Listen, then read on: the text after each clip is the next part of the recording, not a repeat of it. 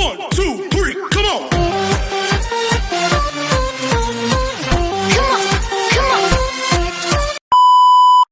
Hello beautiful people! Welcome back to my channel. This is your Mama Sam. Hola mga amigo, amiga, kumare at kumpare. Kamusta kayong lahat? Sana lahat po kayo ay okay at safe ngayong araw na ito. At syempre ko ako naman ang tatanungin nyo. Nakikita naman ninyo ang beauty ng Mama Sam ninyo.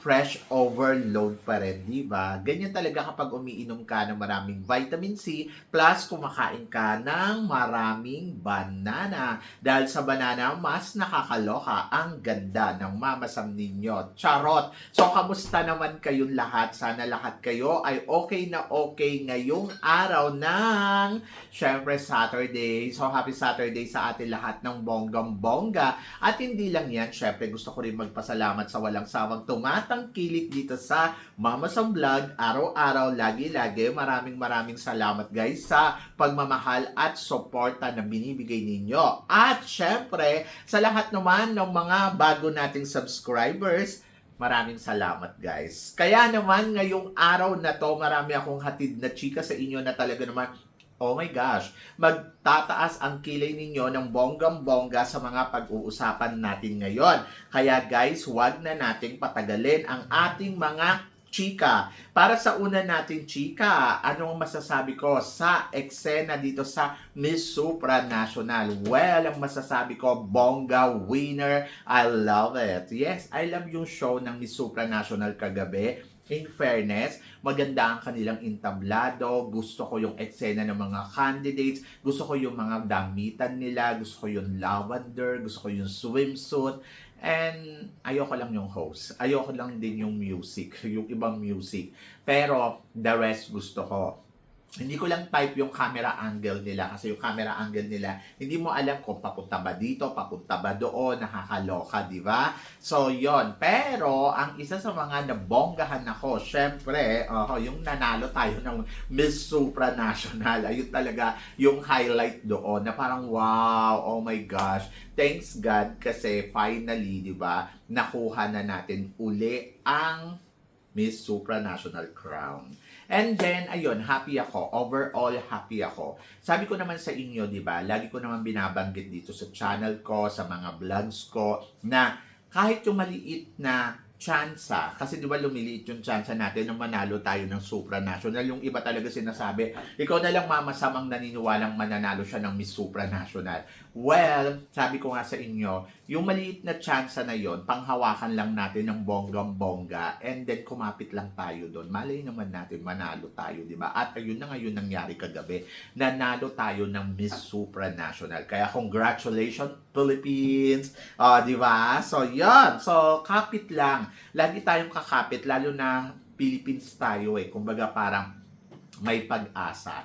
And then, of course, sabing ganon, Mama Sam, ano naman masasabi mo ng mga pa-Chinese scholar na lucky ngayon sa sa international stage? Ayun nga daw kasi mula daw yung suot daw ni Fatima, tapos suot sa MGI, tapos suot daw ni Katrina Ligado. So, eto na ba ang pang-winning gown? Well, ang masasabi ko, yung kay Fatima, sobrang naloka tayo kasi di ba, pag ganun yung suot. Pero, sige, suman-ayon sa kanya yung, yung destiny, di ba? So, yun. Ganun din, syempre, yung sa MGI All-Stars. And then, yung gown ni Katrina Ligado kagabi na gawa ni Rian Fernandez, sobrang ang lakas makareyna. So, totoo lang. Ang ganda ng makeup, ang ganda ng ayos ng buhok. Kumbaga, kung iisipin mo, di ba, parang it's all about destiny and charm or luck kay Katrina Ligado kagabi. Kasi kung titingnan mo, suman-ayon lahat mula sa itsura, mula sa execution, di ba? So, parang wala akong masabi kundi winner, di ba? So, winner yung gown. Siya yung pinakamaganda at sobrang bongga ng gown na suot kagabi dito sa Supranational. Halata mo talagang ginastusan niya, binonggahan ni Rian Fernandez at clap. Iniisip ko na yan kagabi na parang sabi ko, ano kayo nasa loob ng box? Feeling ko manipis to. Feeling ko bongga yan. Di bongga nga, di ba? So, yun. So, congratulations Philippines. At winner, di ba? Yung mga ganyang damitang. At syempre, ito ang sumunod na chika. Mama Sam, anong masasabi mo sa pagkakapanalo ni Katrina Ligado dito sa Miss Supranational? Deserve ba ni Katrina ang title na Miss Supranational? Last year, sinasabi natin pa lang, yung nakoronahan na siya, sabi natin na mukhang si Katrina Ligado ang kukuha ng ikalawang korona ng Supranational, di ba? At nangyari nga. So, kagabi, syempre maraming struggle. Kumbaga parang ando doon na parang yung hindi siya napasama sa top model. Syempre parang, oy, nakakalungkot naman. Pero syempre may prelim pa naman. Dito, pinatunayan lang sa competition na may preliminary competition. At maghintay tayo doon sa prelim kung ano yung ipapakita ni Kat. And then doon sa ipinakita ni Kat, I think enough na masabi ko na parang, okay, pasok tayo sa banga, no, di ba? So, yon. So, nakapasok nga tayo sa banga kasi yung performance niya talagang bongga naman nung prelim. And then, pagdating sa coronation, syempre, sabi ko nga sa inyo, nasa process kasi ni Kat kung paano niya ipapanalo. Kumbaga, ang homework niya ay ipanalo ang corona. At in fairness naman, marami tayong nakikitang magagaling, magaganda, pero kasi it's all about game eh. At destiny to ng kung sino may yung magiging winner. And I think destiny ni Katrina Ligado kagabi. Dahil kung titingnan mo, sumasan-ayon sa kanya yung mga bituin sa langit eh. Kahit na yung pag-post ng gano'n, na medyo parang mapapatumba pa siya. Pero naisip naman ninyo na pumasok pa din, di ba?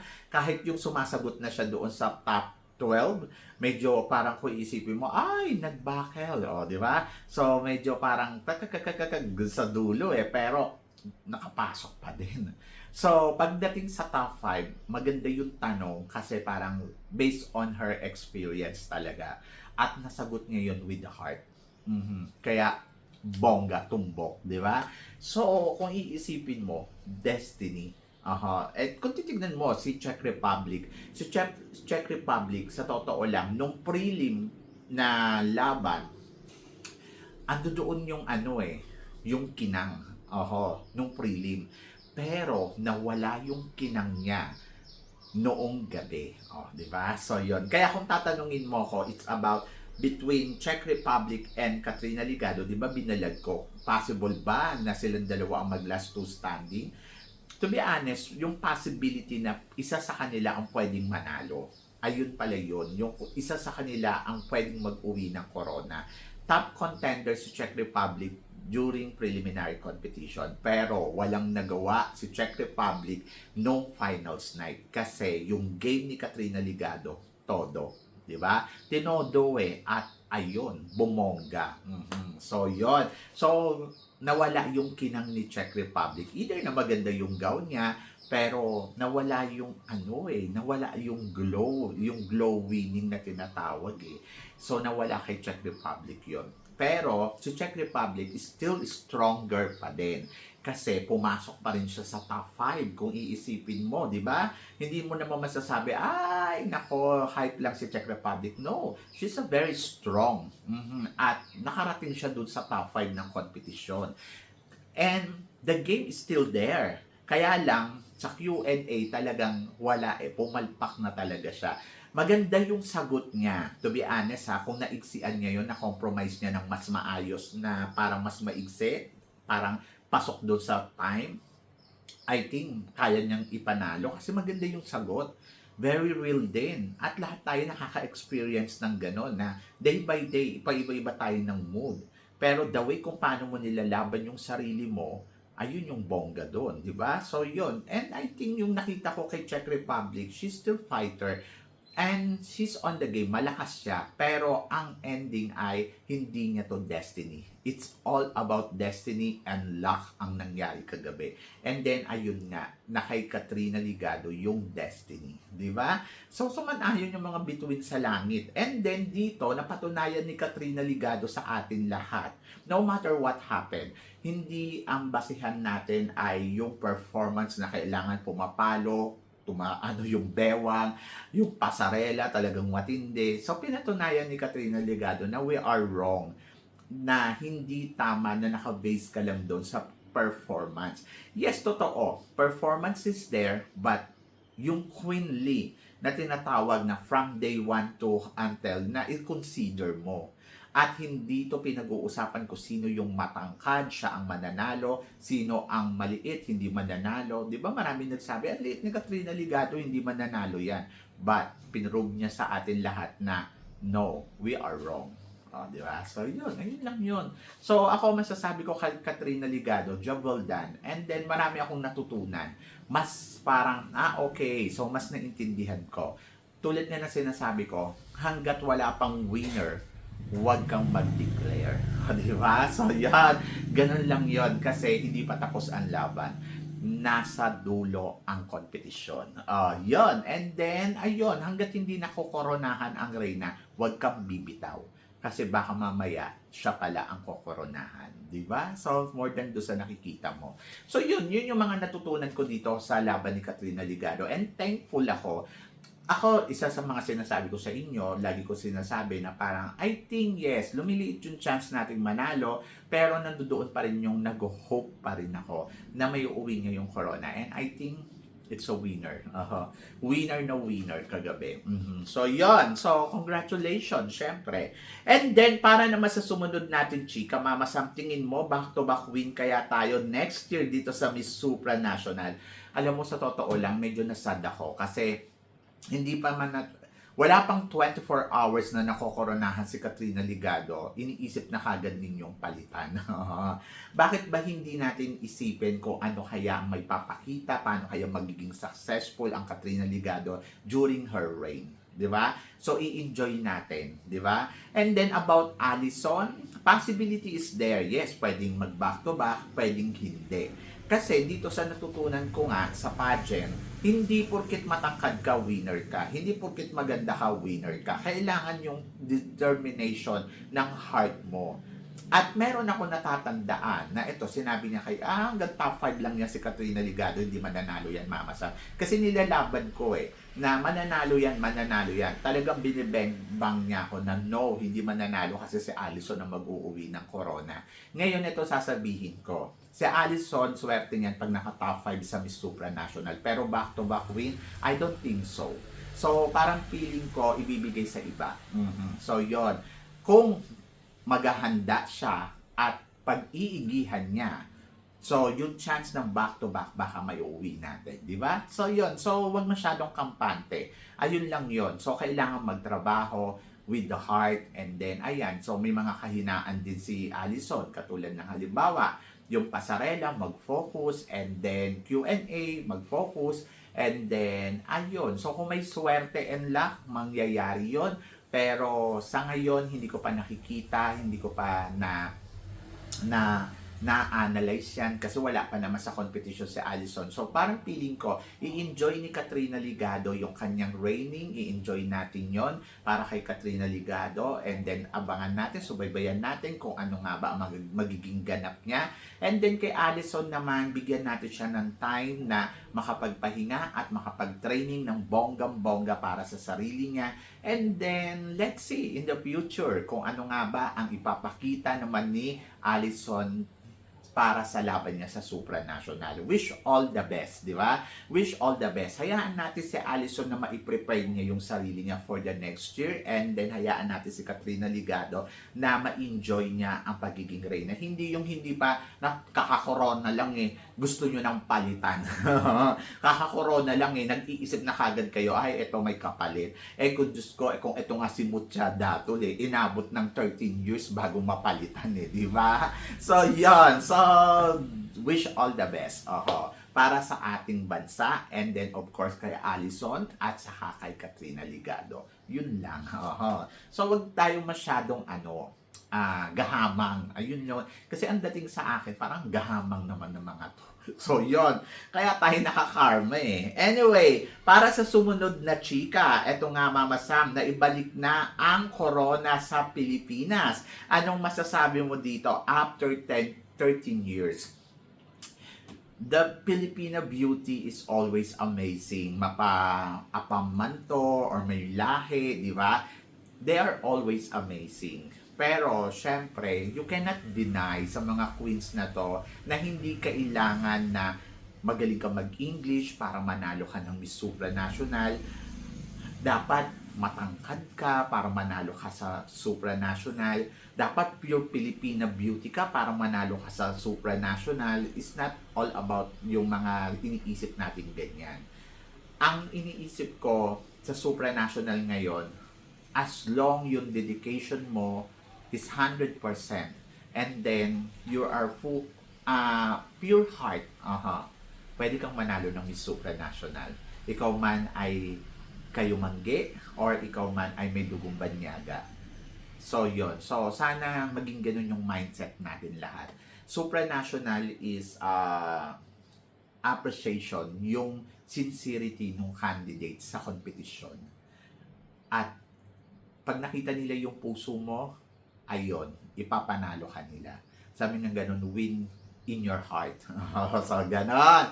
So, ako para sa akin, maraming salamat syempre kay Mucha Datol, ang kauna-unahan na nagbigay sa atin ng corona ng Miss Supranational. Talagang na-appreciate ko talaga yung galing at dito talaga humanga ako na hindi lang ang basihan ay magaling kang magsalita ng English para manalo ka ng Miss Supranational.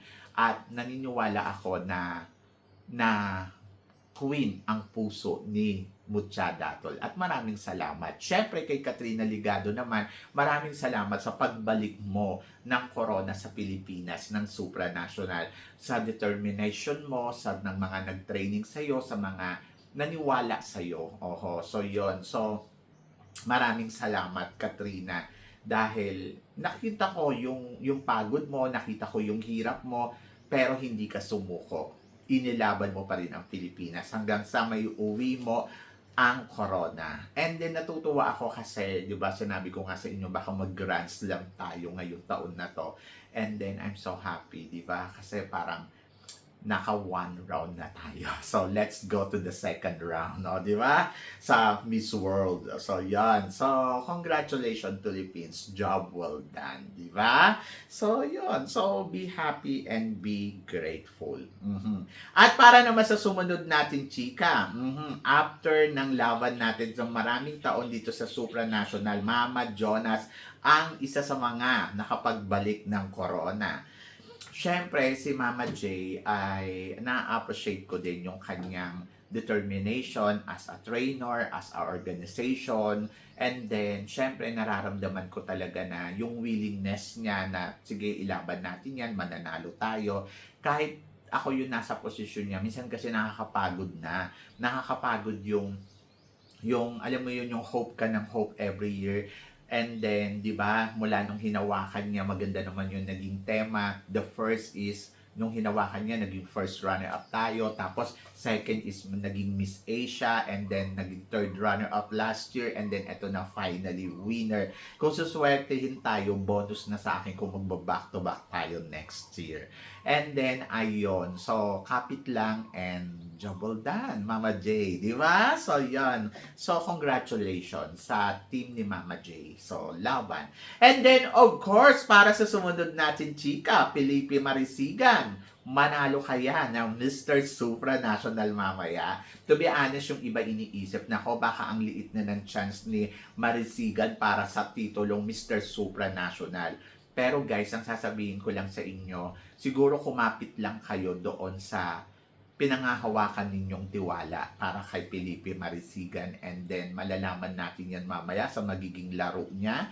Ako sa nakikita ko naman, ang laki pa rin yung chance ng Pilipinas na manalo ng Mr. Supranational, at kapag nangyari to, this is the history. Lagi naman tayo gumagawa ng history, di ba, sa Supranational, the first Filipina Asian Beauty Queen. The first Filipina, the first Asian, di ba? And then maybe the first dual, tama ba, na mananalo ng Mr. Supra and Miss Supranational are Philippines. Di ba? So, yan. So, malin ninyo, tayo yun. So, manghawakan lang natin. Kayo na nga rin na nagsabi na malakas ang laban ni Marisigan sa competition na to. At nararamdaman ninyo na sure win siya. bakit ngayon parang magdududa kayo? So, huwag niyong pagdudahan, pagkatiwalaan ninyo. At may uuwi natin ang titulong Mr. Supranational mamayang madaling araw. Job well done, Philippines. Di ba? So, tiwala lang, kumapit lang kayo doon sa pinagkakatiwalaan ninyo at wag na wag niyong pagdududahan yung proseso kung paano nila tinatrabaho to bilang bilang kandidata ng Pilipinas o kandidato ng Pilipinas sa ating bansa. Di ba? So, yon. So, laban ng Philippines at tiwala at wag lalaki ang ulo. Ayan na nga. May mga nagsasabi, ano daw masasabi ko kay Indonesia, ano daw masasabi ko kay Thailand sa mga susunod na nating chika yan. But for now, congratulations Philippines at i-enjoy and let's celebrate our tagumpay dito sa Miss Supranational kanina. So, maraming salamat po. Comment below para at least malaman ko naman kung ano naman ang chika mo dito sa mga tinatalakay natin. Syempre, maraming salamat sa inyong lahat sa love and support na binibigay ninyo. Syempre, dito sa channel ko. At sa mga hindi pa nakaka-follow at nakaka-subscribe, baka naman please don't forget to click like and subscribe my channel. At i-click nyo na rin po ang notification bell to more updated syempre sa aking mga chika. Sabi ng ganon, always keep smiling and laban lang. So guys, hanggang dito na lang. Hanggang sa muli nating chikahan. See you tomorrow. Thank you guys. Love, love, love.